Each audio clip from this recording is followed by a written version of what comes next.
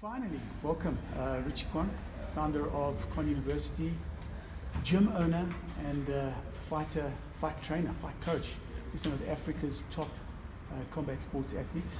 Rich, welcome to Punchy Kiki Show. Thanks so much for your time. Thanks for having me. Rich, I think let's start right at the very, very beginning.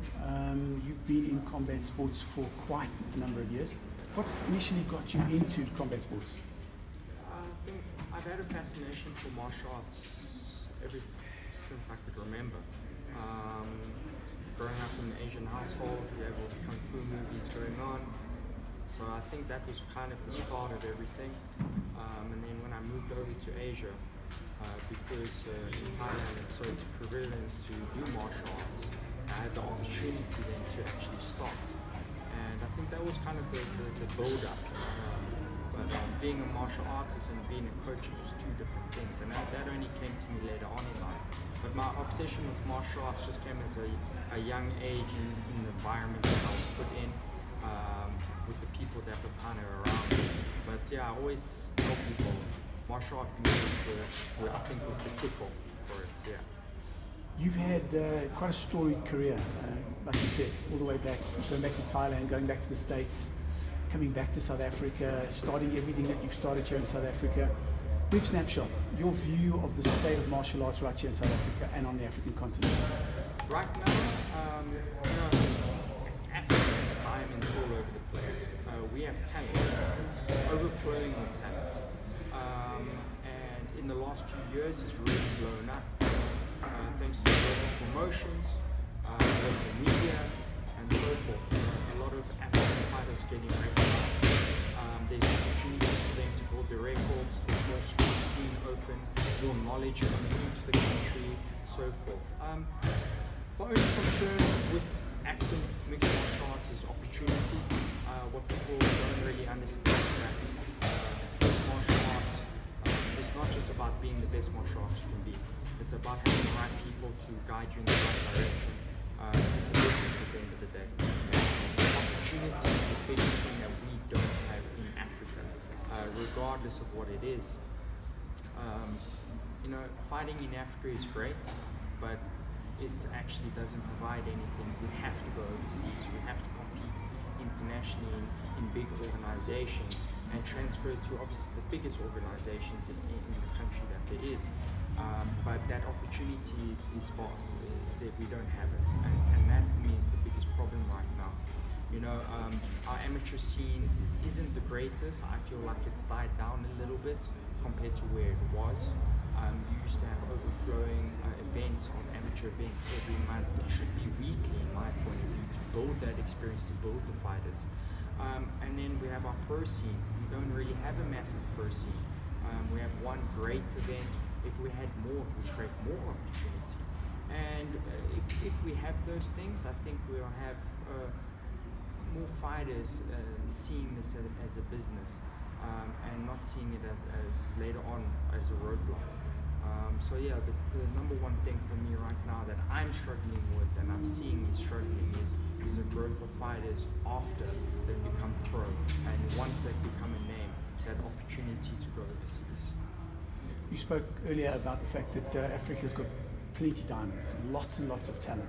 As a coach, is there anything specifically that you look for in a prospective student when they come knock on your door? Yeah, man, Africa is full of talent. We have genetics here that is nowhere else in the world. People don't even understand, But in terms of becoming a great athlete, you have to have certain consistency. To me, is a big thing. You can have guys what they call talent, which I don't really believe in. I don't think there is such a thing called talent.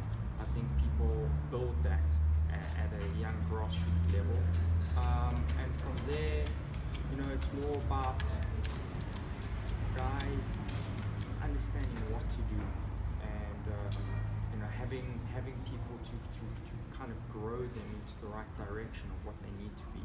But as we can see now in the UFC, everyone's talking about African champs. We're having great African champs, Usman. There's a number of guys that are running through the ranks right now, so people are looking at it, and I think that's the spear. Those guys that you see in the UFC are, for me, like an older generation of guys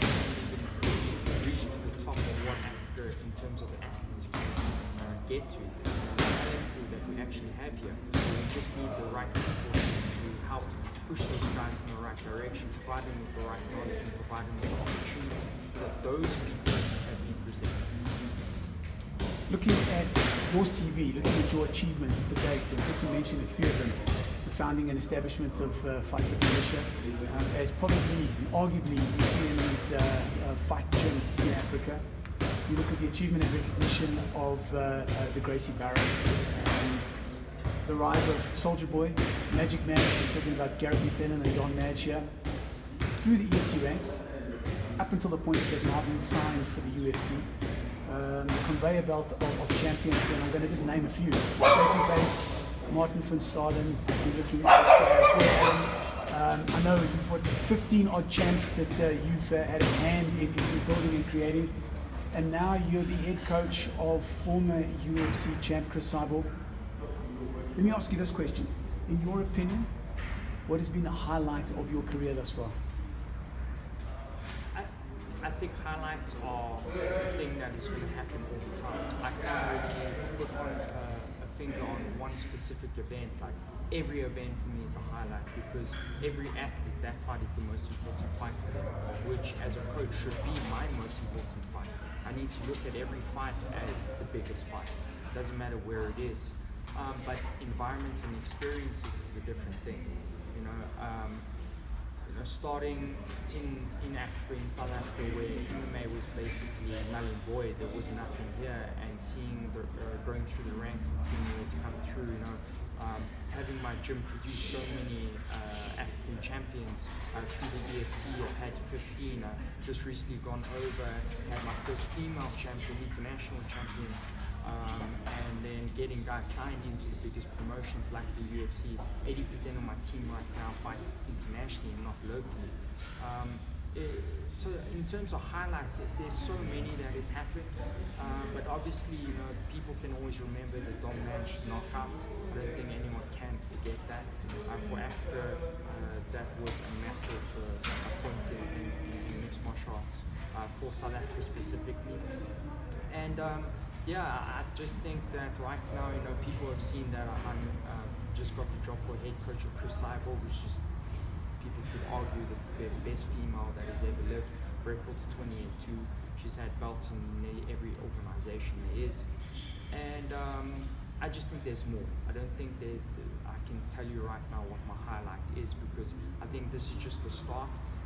If you go back a few years ago, 10 years ago, what I was saying is actually happening right now, and I said it 10 years ago, and right now we can actually see it in articles. I spoke about international fighters coming here, us going overseas, winning EFC titles, building the best team.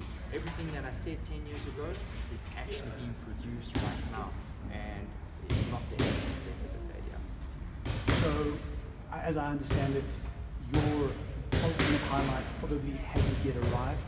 In terms of your ultimate goal as a coach, what would that be? My ultimate goal as a coach, just to have a great set of schools that run and teach real martial arts, a great team that is produced through that martial arts system, that is doing well in all organizations.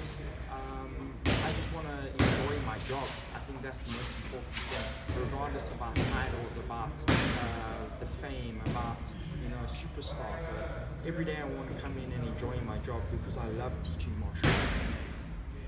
Looking at the next couple of months, you've got a seriously hectic schedule. If I look firstly, featherweight clash at UFC 240, that's July 27th. In Canada, Chris Cyborg up against undefeated Felicia Spencer. Next, you've got UFC 242, that's September 7th in Abu Dhabi, Don Madge. He's up against Magomed Mustafayev. And then it's the welterweight title fight, Timur Garimba up against Luke Michael, UFC 82, that's in September 28th. That's some seriously high-profile fights on your radar at the moment.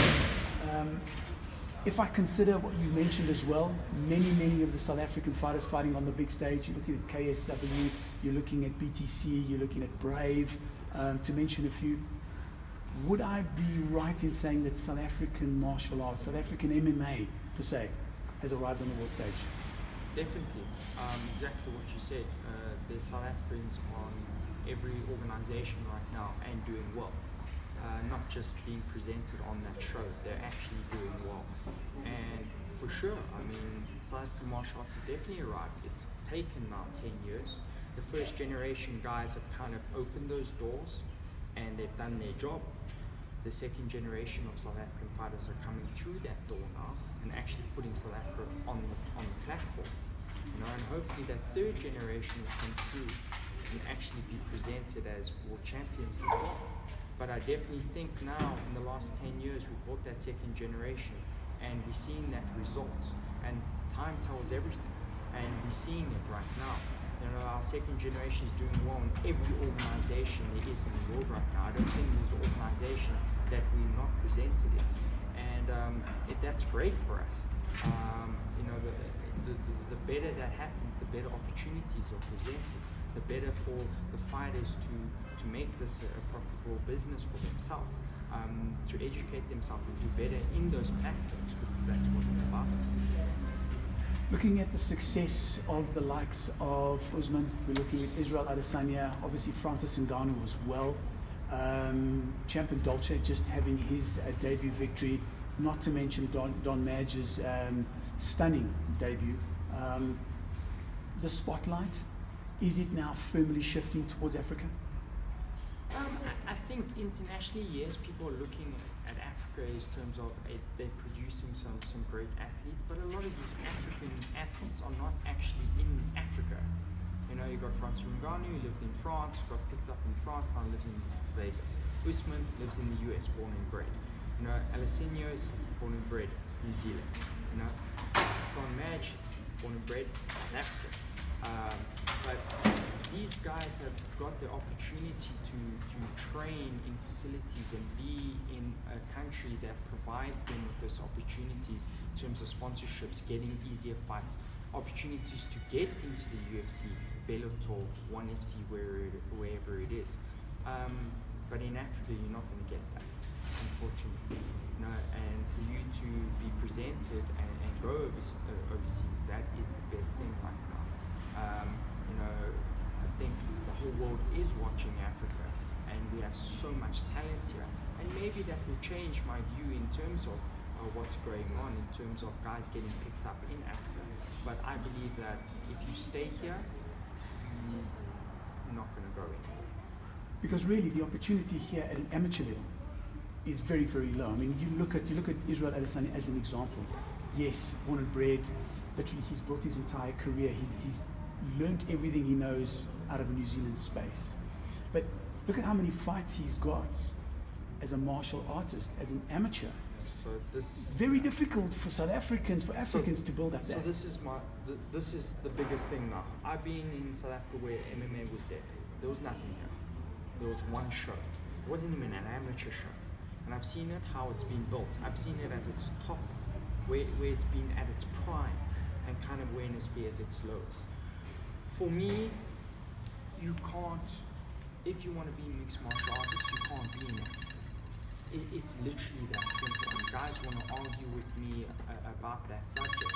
The thing is, in the US, you're presented every weekend with opportunities of fighting. I have some of my guys in camp that are fighting once a year, amateurs that are fighting 3 times a year. I had a great prospect that's with me, Shine Base. She came from the biggest camp, one of the biggest camps in America, Tree Couture. She is a massive name in the US, huge following. She came to South Africa on holiday. I got her fight in the EFC. She blew up there. People loved her. Since she's been in the US, since she's been in South Africa, she's had zero opportunity, nothing. Every time we talk to managers, promotions, they will go, yeah, we'll give you a fight, but where are you located? Oh, you're in Africa. Sorry, door closed. Why is that? Why is the door closing because to African people don't fighters? understand that mixed martial arts is not about being a good fighter. There's hundreds and thousands of good fighters out there. There's people with records that are 20-0, 30-0, 10-0, all over the world. Look at Russia. Look at Asia.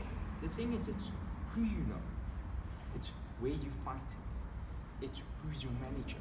It's what gym you're fighting on. So what are you saying is that from an African point of view, our managers are bad, our sponsors are bad, the people we know is bad, or not as good? No, we don't have a sporting industry. All of our top athletes go overseas. Why is that? This country doesn't provide the necessary foundations for an athlete to carry on being the greatest athlete or becoming the greatest athlete that they can become. We're not a sponsoring nation. We don't even understand what sponsorships are. Opportunities, again, I go back to that word over and over again. An amateur can't have 8 fights in a year. It's impossible. And I've been through the ranks. I've produced champions, amateurs, pros, everything. I've had internationals come here and say the training in the camp is unbelievable. But to get fights in Africa, there's not enough promotions. There's not enough people providing fights on a small level to build records to then get to bigger promotions. In the US, you have countless of promotions that can eventually lead you to a bigger promotion, like the UFC, like Bellator, and so forth. Again, I have an athlete from the US that had countless sponsors, countless opportunities. As soon as that person came to Africa, said they're going to live here because of the training I was providing, all those doors were closed. And it's because if I am a promotion, why would I bring out you if I have 10,000 of you in my backyard? Yeah, 100%. What makes you so special? Oh, but I'm 10-0. I've got 100 guys that are 10-0.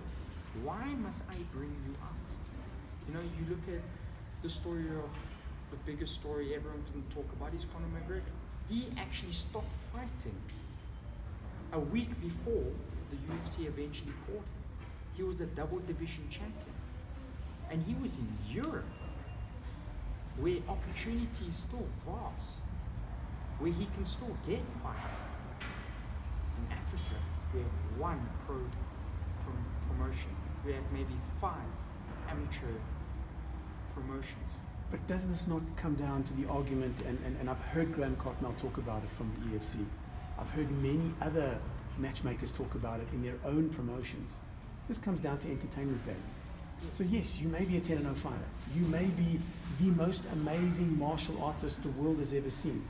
But if you do not have the ability to hype, to market, to sell tickets, I don't care how good you are, I'm not going to sign you. Yes, no matter where you are in the world. Yes and no. So for me, when I look at my athletes and my students, they sit down and want to take the path of being a professional mixed martial arts. There's a few paths that I've discussed to them. You can be the entertainer or you can be the martial artist. Both of them can get to the highest level, but it depends on what journey you want to take. You can be the entertainer that talks, that markets yourself, that blows everything up, okay, and can still perform in a cage, where then promotions want that. They can make money out of you. They can do this. Sponsors will look at you. Or you can be the martial artist that keeps quiet but never loses and just wins and wins and wins. There's 2 different roads that you can take. You can take a place like the UFC, where they love the drama, they love the hype. Or you can take a place like ONE FC, where they absolutely hate it. They demoralize it. They tell the athletes not to do it. They want the pure martial artists. It's a new era of mixed martial arts now. It's not only about the entertainment business, but it's still business. And that's what a lot of athletes don't understand. That you still are your own corporation, you're still your own business. So how you do it, both ways can work, but you need to make sure that you're doing it. I believe that most people just go, oh, I'm a great fighter and I'm going to get there. It doesn't work like that. You either have to choose that road or that road and walk towards it. Have the right people around you, getting the right advice. I also believe in Africa, we have the worst advisors. People that think they know what they're doing. They've never been there, but they want to talk about it. Oh, but I watched a video. Oh, I read this on the internet. But you've never touched the fire. You don't know what you're talking about, buddy. You don't understand the industry. You might think about the industry because you've been in the industry in South Africa, but the South African industry is totally different to the international industry. Yeah.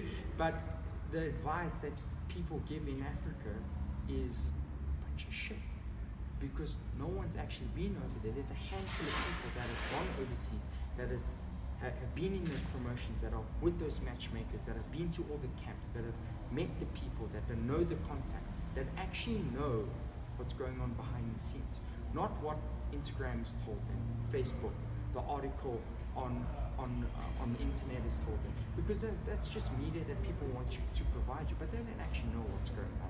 There's a whole world behind being a professional athlete, and in mixed martial arts, it's even worse. And it's about having those people that have been there, that can give you the right advice to get to the places. We have great athletes, you know. Name a few: Zulu, Iga, Vic. Why aren't those people in the UFC?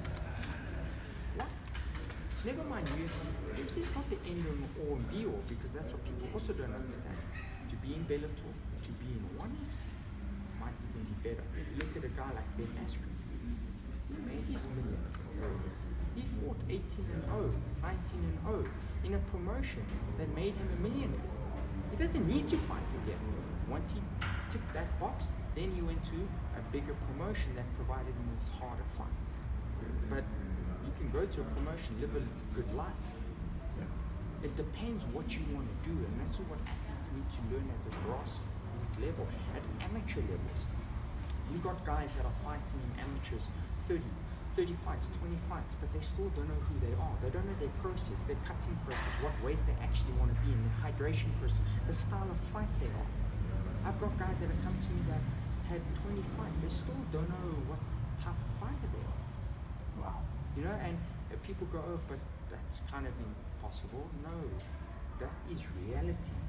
What we see on social media and watching videos is not actually what is going down. Just because a guy is winning all the time, does that mean that he's learning every fight? Yeah.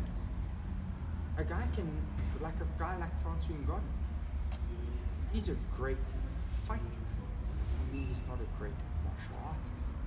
He's gifted with a death touch. He touches you, you sleep. But did that mean that he's going to beat a great martial artist? He went against Stipe. What happened? He was a better martial artist and he beat him. Is he still the highest level? Yes. But can you imagine if you made that guy a great martial artist, gave him racing, gave him BJJ, understood his body, understood the cut, hydration, whatever it is, strength and conditioning, and not just go, well, this is working for me, I'm just going to keep doing that. Yes, keep doing that, but every day add that 1% of making yourself better and better and better and better. Now, and this is a big thing that in Africa, people don't understand. In the US, they understand it, but they have the opportunity to do it. Yeah. And for me, it's sad, it's hard, because I've been in the industry this so long right now, but people don't want to use these ears. They don't want to listen to what I have to say because of their own personal issues, or because they think of you, of me, you know. But I'm the only one that's been going out there, that has done the things that people told me not to do, that I couldn't do, yet I'm still doing that. But no one wants to take advice because they think they know better, or they think that I'm going to do something, or steal someone, or take someone's knowledge. I'm just here to provide information, to build athletes. And right now, in the next few months, a massive thing is going to be exposed for me. You know, I'm taking a lot of my athletes overseas. 80% of my guys are going to be based overseas, not training in Africa. Why? Because unfortunately, that's the opportunity that needs to happen right now. So, you know, I had an interview a few weeks ago, international interview, and local interviews are saying exactly this problem. And I tell guys, in Africa, if you want to make it in the sport, you can't be here. That is some serious advice for up-and-coming fighters, up-and-coming athletes per se, in terms of what I understand you're talking about. From a coach's perspective, clearly it's a tough road in terms of the knowledge that you have gone down to sort of build, to bring across to a lot of your athletes. But looking at it from a coaching point of view, you've gained all this knowledge in terms of the greater industry. You've gained this knowledge from a lot of the athletes that you've taken literally from amateur level right the way up now. I mean, just think of Quan. He's now off to go and fight in Japan. Fantastic amateur, blooded through the ranks into the professional scene, undefeated in the professional scene here in South Africa, hoping to carry that on. But as a coach, it's always critical for you to learn from that last performance, is it not? Yeah. So let's take a step back and look at a couple of those big fights that are coming up. Let's look at the Cyborg fight. For you as a coach, what have been some of the learnings out of that December loss to Amanda Nunes? So when I look at Chris, being with her for 5 to 7 weeks, in the short time we've been together, it's not necessarily looking at her loss right now, it's looking at her whole career. The fight that she's fighting now in UFC 240 is literally a total different fight of an athlete like Amanda Nunes. So I take an aspect of Chris out of that fight, but I'm not actually focusing on what happened in that fight, because the fight that is coming up with Spencer is literally the total opposite. My whole ideology with Chris right now is to make her the best martial artist she can be. We all know she's also got the touch of death. But if I give her the tools of everything, wrestling, BJJ, a complete striking system, that will automatically take the athlete into a new level, regardless of if it's a striking fight or a grappling fight that she's going to come against. Making her tools sharper and making her confident in using all those tools is going to immediately make her a better fighter. She goes into Amanda Nunes fight as a rematch. It, for me, will be a totally different fight, because yes, we have to look at what she made a mistake, but it's more about making her confident in all her tools instead of just making her confident, which was what has got her to 22 as a female athlete, which is her touch of death. She will always have that. I don't have to teach her. She had that before she came to me.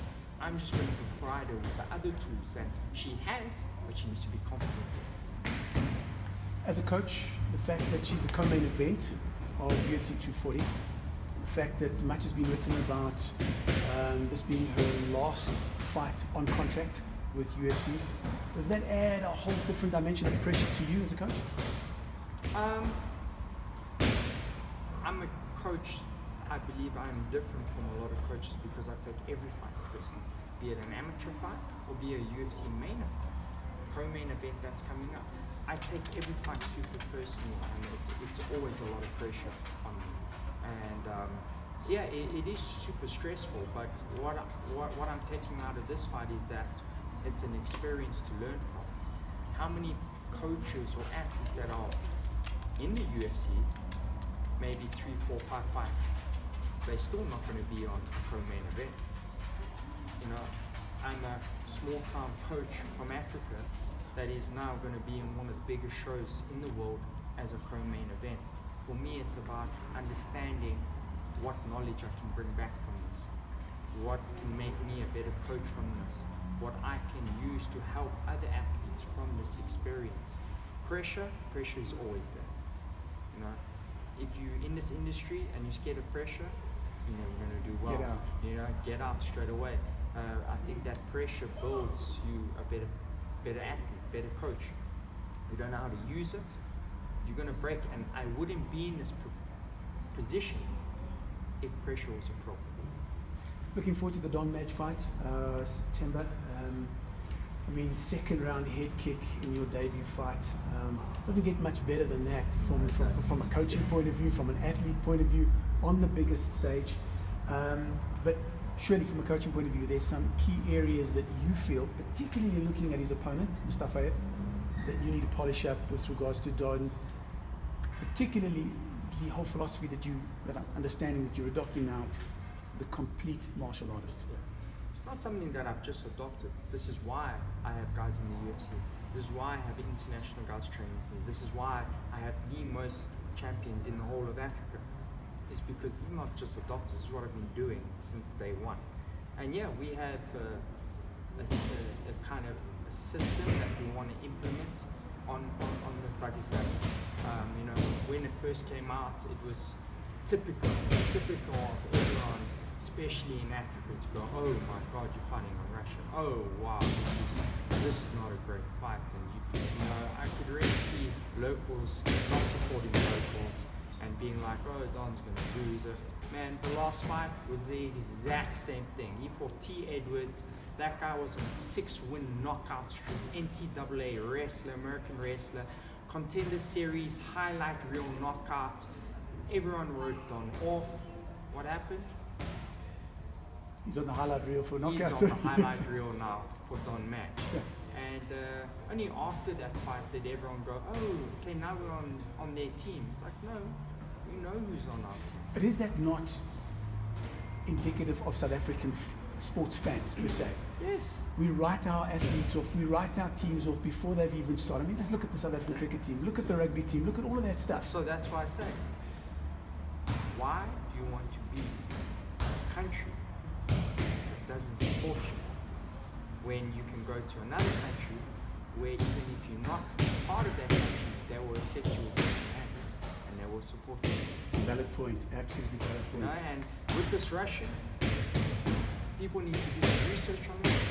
He's not a Khabib. He is not an Olympic gold medalist wrestler. Right? Actually, it's the total opposite. He's a striker. Don Madge is a striker. That's why the UFC put them together. They saw Don Madge go out there, put his chin down, and just throw down. They've seen this Russian do the same thing. They want a stand-up bloody war because they need a good show. Especially as the opening fight. Especially as the opening fight. No, for me, that is going to be the biggest card this year. Is going to be Abu Dhabi, 7th September. Right? The amount of money, the exposure that's going into that card is going to be the biggest this year. And I think again, guys are going to be very surprised. They don't understand the level that Don Madge is at. And just because you're from a certain country, don't put that individual into a box that he shouldn't be in. Got to ask the question, looking forward to EFC 2, the title fight, we mentioned a little bit earlier, in particular the build-up to this fight. From a coach's perspective, the drama that's now been unfolding around Luke Michael. I mean, let's first look back at the brain scan and the apparent cloud that happened there. Then all of a sudden the cloud had disappeared, everything has now been sorted, and now there's this, let's call it nonsense, that's flying around in terms of IV dripping, vitamin drips and all that kind of stuff. As a coach, where do you find yourself sitting with all of this around one of your athletes? Yeah, I'm for this fight, I'm totally separating myself. It's an EFC title fight. That's great. I've had 15 of them. It's not a big thing for me. I've got massive fights coming up, international fights coming up. I have UFC 240 on the way. I don't want to put myself into a small childish battle. That is actually between two of my athletes. Temba Gurimbo is with me for years. Luke Michael is currently still with me. But in terms of what happened with his brain scan, I do think there's a lot of confusion about it. And I think that EFC I think Graham did talk about it in his podcast, but there should have been a release of what actually happened.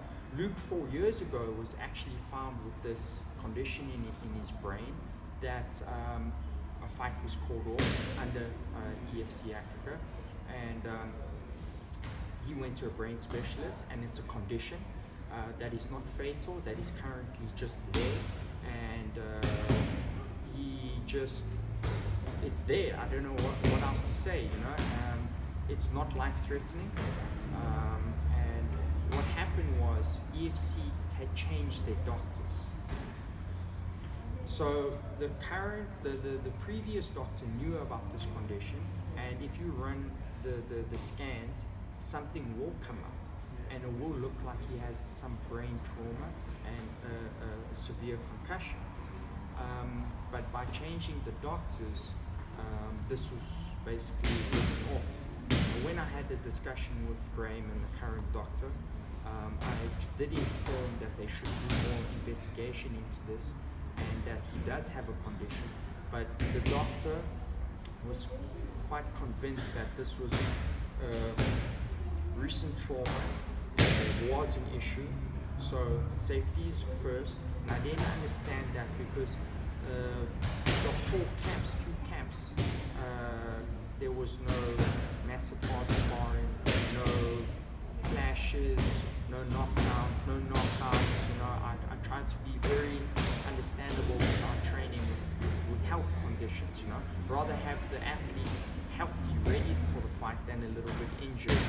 You know, and when the fight was called off, Luke went back to a brain specialist and found out that that condition was the old condition. So in reality, EFC called off the fight and should have still gone on. So that's what happened with the whole Luke condition. In terms of the ID, I'm a very black and white individual in terms of what's right is right and what's wrong is wrong. Regardless if it's my athlete or not my athlete. Every individual in the sport or in any professional sport knows that IV drips are not allowed. It's literally that simple. So, Temba Gurumbo obviously got evidence and a picture of Luke Michaels doing a drop. Luke Michael shouldn't have been doing a drop. That is 100%. You know, the guys know my rules and regulations, but I'm their mothers, their fathers, their caregivers. They are grown men. My position is to provide knowledge, not to babysit anyone. So for instance, with situations like this, in John Jones' case, he got caught 3 times with steroids, drug abuse, assault. Were there any articles or people pointing fingers at Greg Jackson? Yet in this country, as soon as someone from my camp or anyone else's camp, especially from my camp, is caught doing something or has done something, they point directly at me and everyone in my camp. I have no idea why. Now going back to the IV drips, both of them know that you can't do that. So they both know. Temba shot himself in the foot because he goes, oh, well, I did an IV because I was severely sick. What they don't understand is no one cares.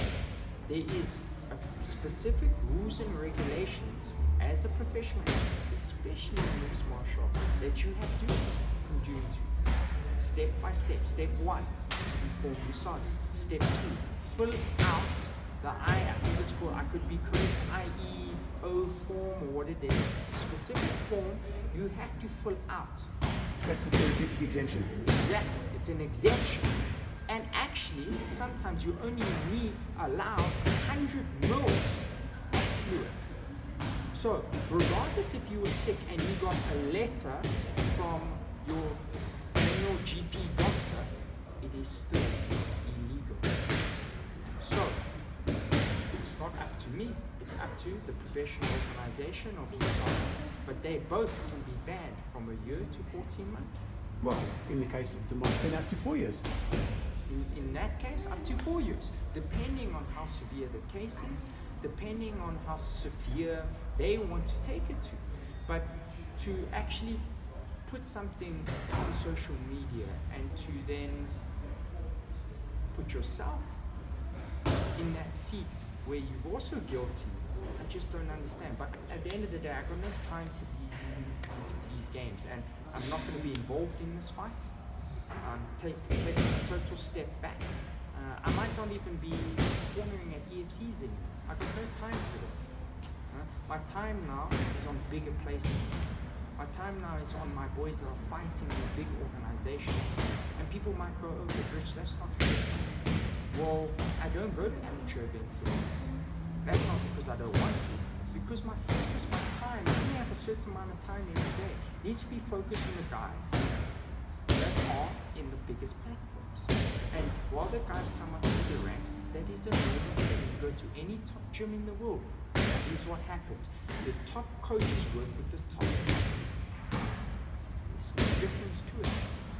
You know? And in this day and age, with sport, athletes are fickle. They jump from camp to camp, camp to camp. But in terms of this situation, With the next welterweight title fight, I probably won't be involved. I'm not getting involved with it. They're two of my athletes that have trained together, that have been involved together, and I knew this was going to happen. I know that the media, I know EFC, Watemba already started it. They want to make this a massive drama show, throw words back and forth. I'm not in that game. Looking forward, UFC 240, UFC 242, big sort of events on your radar. We wish you all the success. I know you leave fairly shortly for UFC 240, Chris Cyborg's final fight at the UFC, possibly final fight at the UFC. We wish you all the luck. We're going to be watching, and hopefully when you're back, you can come back and sit with us and give us some of those learnings that you have picked up while on your travels. Anytime. Local media, local events, I'm always supporting, so anytime. Rich, thanks so much and good luck for the coming months.